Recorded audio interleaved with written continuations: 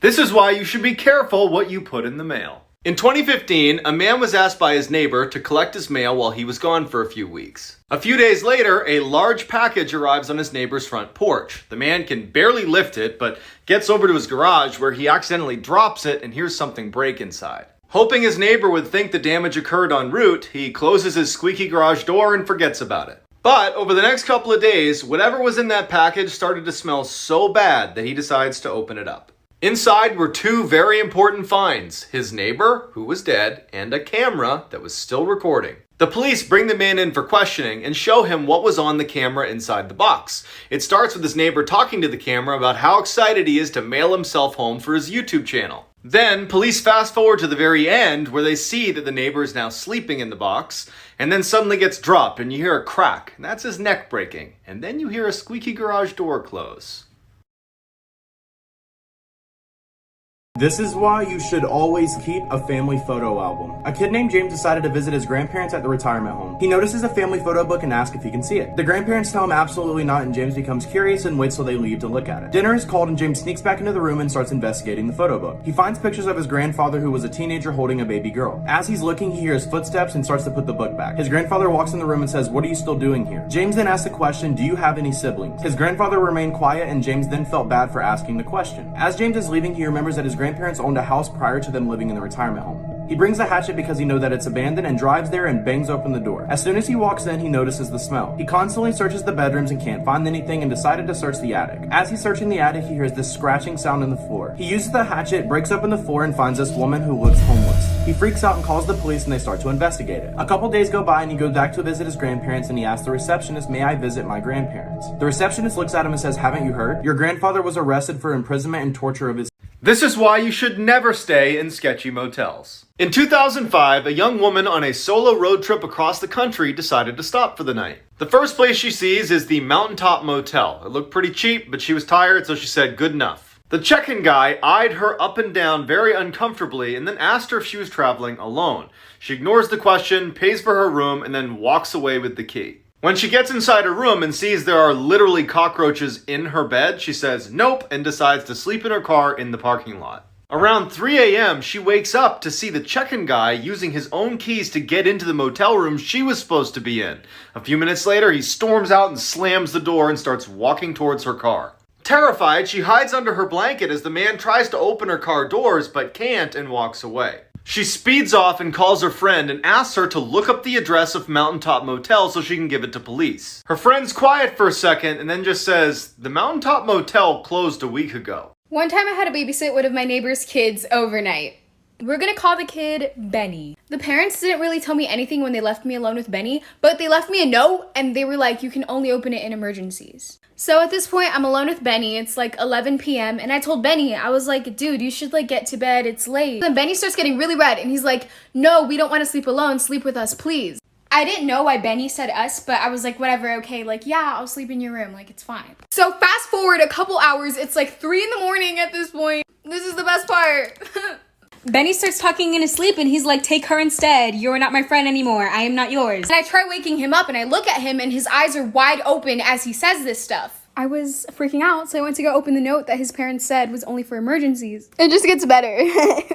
The note said, "We're sorry for not telling you. Run him a cold bath. Call 911 in case anything happens." What the This is why you should always keep pictures of your parents. A little girl named Olivia who lived a very quiet life decided to check her homework assignments that were posted online. The teacher posted that they needed to write down their favorite memory with their family as well as bring a photograph. Olivia then writes about how her and her mom play dolls every night in the basement before bed and that she has a lot of fun doing so. She finishes her paragraph and then looks in her dad's drawer for a photograph of mom. She only found pictures of her mom from high school but decided to use it anyway. Olivia goes to bed and wakes up the next morning. Once she arrives at school, the teacher then says, "Let's start presenting our project." Then the teacher called Olivia's name to present. Olivia then begins to read about how her and her mom play dolls every night and then pulls out the photograph. As soon as Olivia pulled out the photograph, her teacher's face goes numb. She then asks Olivia if she can take a closer look at the photograph. She then recognized her mom as one of her previous students. Then the teacher asks, "Where did you get this photo?" Olivia says, "My dad keeps them in his drawer." The teacher, shocked, sits down Olivia and pulls out an old newspaper. The newspaper headline, "Local high school teen murdered, boyfriend gone missing." The teacher then looks at Olivia and says, "Your mom has been dead for 14 years. This is why you should always keep your head on a swivel. In 2017, an elderly woman who lived alone thought she saw something moving in her backyard and went to the window to have a look. As she's looking around, a shadowy figure emerges right on the other side of the glass, standing in her backyard. Terrified, she keeps an eye on the figure while calling police, but by the time she hangs up, the figure's gone. When the police arrive, her front door is unlocked, so they go inside and they find her still sitting in front of the window looking for this figure. The police search the backyard, but they don't find anything. When the police go back inside to search the house, they quickly find some large footprints that couldn't have been hers in the room that she was sitting in and all around the first floor. That's when they realized what was going on. She wasn't seeing a shadowy figure in her backyard. She was seeing the reflection of someone in the room with her. Believe it or not, this is a well-documented, true story. In 1947, an American ship picked up a horrifying distress signal coming from an unidentified vessel. The first transmission was all officers, including the captain, are dead. The next transmission was the whole crew is dead. The last transmission was I die, and then silence. The Americans traced the signal back to a ship that's drifting off in the middle of the Indian Ocean. They quickly assemble a rescue team who boards the ship. They find the entire crew has perished in the exact same position. They are on their backs with their hands up as if fighting with some unseen force, and they look like this. There was no physical damage to the bodies or to the ship itself. However, even though it was 100 degrees outside, it was 40 degrees on the ship, and the bodies were rapidly decomposing. As soon as they tie up the ship to tow it in, it explodes, and then it sinks. To this day, no one knows what happened inside of that ship. Some say it was a chemical leak, others aren't so sure. This lighthouse that you can see from my house, and my mom used to tell me a story about a woman who used to live there. No one lives in it now, but there used to be this young woman in her 20s who lived there like 30 years ago. Apparently she came from a really broken home. Her mom and sister died in a horrible car crash, and her dad was an abusive drug addict. So the harbor master let her live in the lighthouse and paid her a small salary for taking care of it. So she had been living there for a couple months, and that's when she noticed weird things starting to happen. Some of her belongings would occasionally go missing. Like one time she couldn't find her flashlight and she looked for it everywhere. And finally she found it under her bed, which was weird because she knew she had never put it there. But then weirder stuff started to happen. At this point, she had been living at the lighthouse for like 6 months, and she was getting pretty creeped out because bizarre things started happening. She started noticing that some of her food was going missing, but she was the only person who lived in the lighthouse, obviously, and she was really specific about what food she bought when she went grocery shopping. She went to the grocery store at the beginning of each week, and for example, she would always buy 7 apples, 1 for each day of the week, and she was always really precise about that. But there were a few Sundays where she didn't have any apples left by the end of the week, which didn't make any sense because she always counted at the grocery store to make sure she had 7 apples, so she started getting more and more creeped out, but she didn't want to say anything because she had nowhere else to live. And then one night, she woke up in the middle of the night to something touching her feet at the end of her bed. Woke up in the middle of the night to something tickling her feet, and she was really freaked out, obviously. So she jumped out of bed and turned all the lights in the lighthouse on. But when the lights came on, there was nothing there. She checked through the whole lighthouse and couldn't find anything. Nothing like that ever happened again, but she never slept well after that. She stayed in the lighthouse for like 5 more months, but eventually she found a new place to live, got a new job. She ended up moving to an entirely different state. And then one day, like a year later, she's at work, sitting at her desk, and she's going through old pictures on her phone. And she finds an album on her phone called You at Night. And she's thinking, what? I do not remember making this album. So she clicks into it and she gasps because all the pictures in the album are of her sleeping in her old bed at the lighthouse. I'm going to be telling you the scary story of the house I lived in elementary and middle school. It was a 3-bedroom house, 1 bedroom in the basement and 2 bedrooms upstairs. Because I was the oldest, I got put in the bedroom in the basement. Right when we moved in, I already had creepy feelings about the house. I hated being downstairs by myself. One day I dropped a $20 bill behind my dresser. I decided to move my dresser all by myself, and behind the dresser was this door. It wasn't a normal door, it was really short and just squared. It was also glued off so I couldn't get into it. Me and my neighbor, who were best friends, worked at it for days to get into it. We finally got it open, and inside was another room. It was almost like an underground attic. The walls were wooden, the ceiling was wooden, there was no carpet, but it smelled awful. My parents found out and they were super mad at me for opening the room. They of course put that dresser in front of that door for a reason because they knew I would explore it. But after that, things started to get weird. Stay tuned for part 2. This is part 2 of my scary childhood story about the door behind my dresser. Of course, my parents were really mad at us for opening it up, so they sealed it back up. They just didn't want us to get hurt from all the rusty nails or if there was mold inside. But I think we released something when we opened that door and a lot of things started to happen.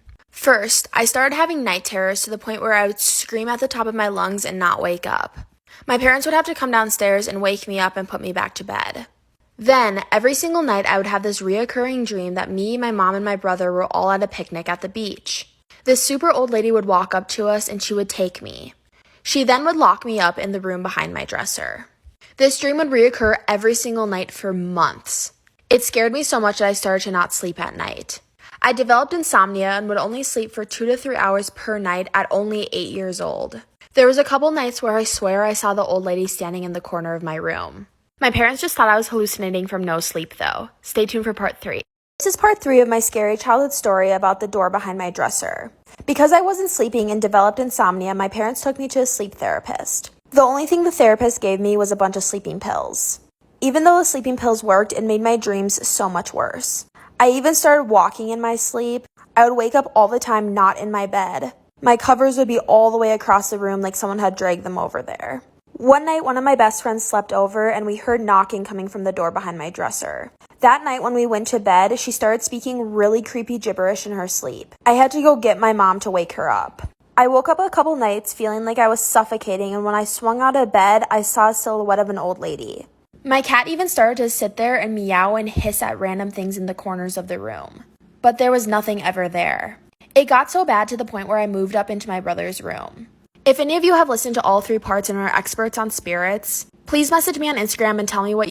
Have you ever met someone who wouldn't take no for an answer? That's what happened to Jillian, but things took a strange and unexpected turn. Jillian always went to this one cafe, and one day she bumped into a young man. His name was Charles. Charles came from a wealthy family and thought that no woman could ever say no to him. He asked Jillian to have coffee with him, and she did. They had a friendly conversation for a while, but by the time the cafe was about to close, Charles gently grabbed Jillian by the hand and asked her out. She said, "I'm sorry, you're just not my type," and left. This made Charles furious. From then on, he'd come to the same cafe every single day to hope that Jillian was there. It got to the point where Jillian would look through the window and see Charles waiting for her. She'd feel uncomfortable and leave. It just seemed like he wouldn't take no for an answer. But things were not so simple. One day, it was the final straw. Charles brought flowers to the cafe and waited for Jillian. When she didn't show up, Charles took the flowers, threw them on the ground, and stomped on them. He yelled, "That's it, I'm gonna make you my girlfriend if it's the last thing I do." The next day, he looked up Jillian's address in the phone book and went to her house. But he could never have expected what he would find there. Follow for part 2.